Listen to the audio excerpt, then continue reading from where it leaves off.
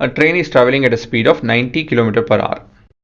Brakes are applied so as to produce an uniform acceleration of negative 0.5. ನೋಡಿ ಇಲ್ಲಿ ಇದು kilometre per hours ಇದೆ, ಇದು ನೆಗೆಟಿವ್ ಇದೆ, ಇದು ಮುಖ್ಯ. ನೀವು ಮಾರ್ಕಿಂಗ್ ಮಾಡ್ಕೊಬೇಕಾದ್ರೆ ಏನು ಮುಖ್ಯನೋ ಅದನ್ನು ಮಾರ್ಕ್ ಮಾಡ್ಕೊಬೇಕು. ಈ ನಂಬರ್ ನೀವು ಮಾರ್ಕ್ ಮಾಡ್ಕೊಳ್ಳೋದು ಏನು ಬೇಕಾಗಿಲ್ಲ, ಯಾಕಂತ ಹೇಳಿದ್ರೆ ನೋಡಿದ ತಕ್ಷಣ ಕಾಣುತ್ತೆ ಅದು. ಹಾಗಾಗಿ ಈ ಥರ ಕೀ ವರ್ಡ್ಸ್, ಕೀ ಇನ್ಫಾರ್ಮೇಷನ್ ನೀವು ಮಾರ್ಕ್ ಮಾಡ್ಕೊಬೇಕು. ಎಲ್ಲಿ ತಪ್ಪು ಮಾಡ್ತೀರಿ ಅದನ್ನು ಮಾರ್ಕ್ ಮಾಡ್ಕೊಳ್ಳಿ. Find how far the train will go before it is brought to rest. Rest ಅಂತ ಹೇಳೋದು ಕೀವರ್ಡ್ ಅಲ್ವಾ. ಸೊ ಮೊದಲನೇದಾಗಿ ಒಂದು ಚಿತ್ರ ಬಿಡಿಸೋಣ.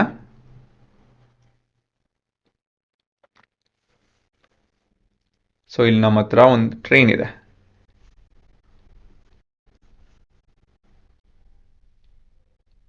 ಇಂಥ ಟ್ರೈನ್ ಬರೆಯೋಣ.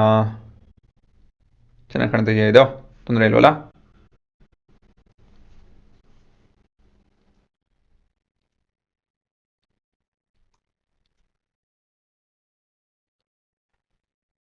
ಹಾಂ, ಒಂದು ಟ್ರೈನ್ ಇದೆ. ಅದು ಒಂದು ಮೂಲೆಯಿಂದ ಮತ್ತೊಂದು ಮೂಲೆಗೆ ಬ್ರೇಕ್ ಹೊಡೆದು ನಿಲ್ಲುತ್ತೆ. ಸೊ ಇಲ್ಲಿ 90 ಕಿಲೋಮೀಟರ್ ಪರ್ ಅವರಲ್ಲಿ ಹೋಗ್ತಾ ಇದೆ. ಇದು ಕಿಲೋಮೀಟರ್ ಪರ್ ಅವರಲ್ಲಿದೆ ನಮ್ಮ ಕೈಯಲ್ಲಿ. ಆಕ್ಸಲರೇಷನ್ ಬಂದು -12. ನೋಡಿ, ನಾನು ಫ್ರ್ಯಾಕ್ಷನ್ ಕನ್ವರ್ಟ್ ಮಾಡ್ಕೊಂಡೆ, ಮೀಟರ್ ಪರ್ ಸೆಕೆಂಡ್ ಸ್ಕ್ವೇರ್. ಮತ್ತು ಗಾಡಿ ರೆಸ್ಟಿಗೆ ಬರ್ತಾ ಇದೆ. ರೆಸ್ಟ್ ಅಂತ ಹೇಳಿದ್ರೆ ಏನು ಹುಡುಗರ? Final velocity 0. ಇದು ಮುಖ್ಯ. ಮತ್ತು ಮುಂದೇನೋ ಅಷ್ಟೇ ಅಲ್ವಾ? ಮತ್ತು ಗಿವನ್ ಬರೆಯೋಣ ಇವಾಗ.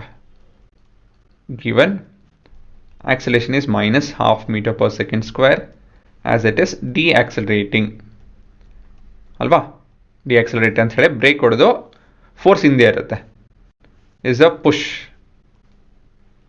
ಸೊ ಫೋರ್ಸ್ ಆಫ್ ಫ್ರಿಕ್ಷನ್, ಈ ಗಾಡಿ ಯಾವ ದಿಕ್ಕಲ್ಲಿ ಹೋಗ್ತಾ ಇದೆಯೋ ಅದ್ರ ಆಪೋಸಿಟ್ ಇರುತ್ತೆ. ಮತ್ತೆ ಇನ್ನೇನು ಕೊಟ್ಟಿದ್ದಾರೆ? ಫೈನಲ್ ವೆಲಾಸಿಟಿ ಅದಾಯಿತು ಅಂದಮೇಲೆ ಇನಿಷಿಯಲ್ ವೆಲಾಸಿಟಿ ಕಂಡುಹಿಡಿಬೇಕು. ನಾವು ಕಂಡುಹಿಡಿಬೇಕು ಅಂತ ಹೇಳಿ ಕನ್ವರ್ಟ್ ಮಾಡ್ಕೊಬೇಕು ಅಂತ ಹೇಳಿದ್ರೆ ಇಲ್ಲಿ 1 ಕಿಲೋಮೀಟರ್ ಎಷ್ಟು ಬರುತ್ತೆ? 1000 ಮೀಟ್ರು. 1 ಅವರು 60 × 60 seconds.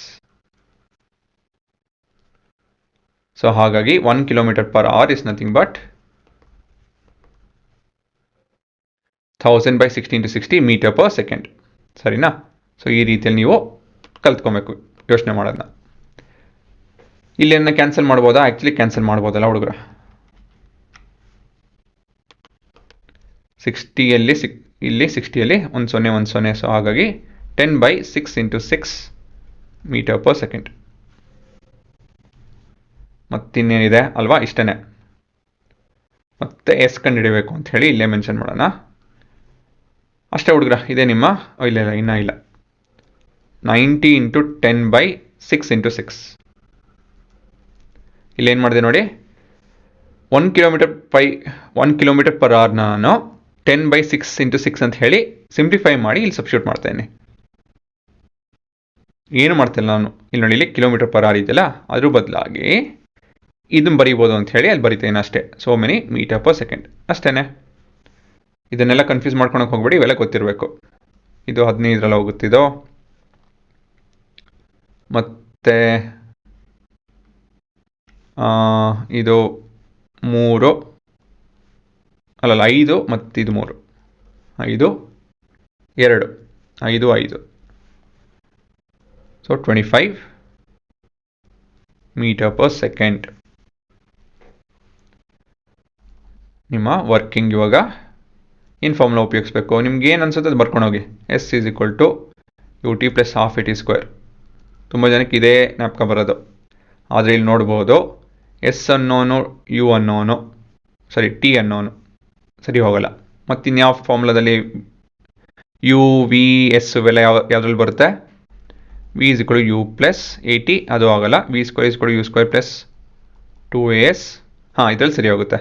S is the only unknown, ಮಿಕ್ಕಿದೆಲ್ಲ ನೋನ್. ಸೊ ಇದರಲ್ಲಿ ಸಬ್ಸ್ಟಿಟ್ಯೂಟ್ ಮಾಡಿ. 0 = u is 25 × 25 + 2 × -12 into S 2 and 2 cancels. So 0 is equal to 625 minus S. So ಇದು ಟ್ರಾನ್ಸ್ಪೋಸ್ ಮಾಡಿದ್ರೆ S is equal to 625 meters.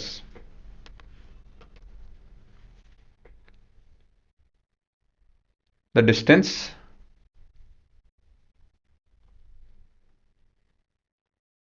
traveled by train is 625 meters. ಸರಿನಾ? So ಇದೇ ನಿಮ್ಮ ಉತ್ತರ. ಇಲ್ಲಿ ಏನಂತ ಹೇಳಿದ್ರೆ ಇದು ನೆಗೆಟಿವ್ ಇದೆ, ಅವರೇ ಹೇಳಿದ್ದಾರೆ, ಮತ್ತು ಇದು ರೆಸ್ಟಿಗೆ ಹೋಗ್ತಾ ಇದೆ. ಇವೆರಡು ಪಾಯಿಂಟ್ ನೀವು ನೋಡ್ಕೊಬೇಕಾಗುತ್ತೆ. ಇಲ್ಲೇ ಮಿಸ್ಟೇಕ್ ಆಗೋದು ಬರ್ಕೊಬೇಕಾದ್ರೆ. ಇನ್ನು ಮಿಕ್ಕಿದೆಲ್ಲ ಕ್ಯಾಲ್ಕುಲೇಷನ್ನು ಫಾರ್ಮುಲಾ ಹುಡುಕೋದು, ಅದೆಲ್ಲ ಏನು ತೊಂದರೆ ಆಗಲ್ಲ.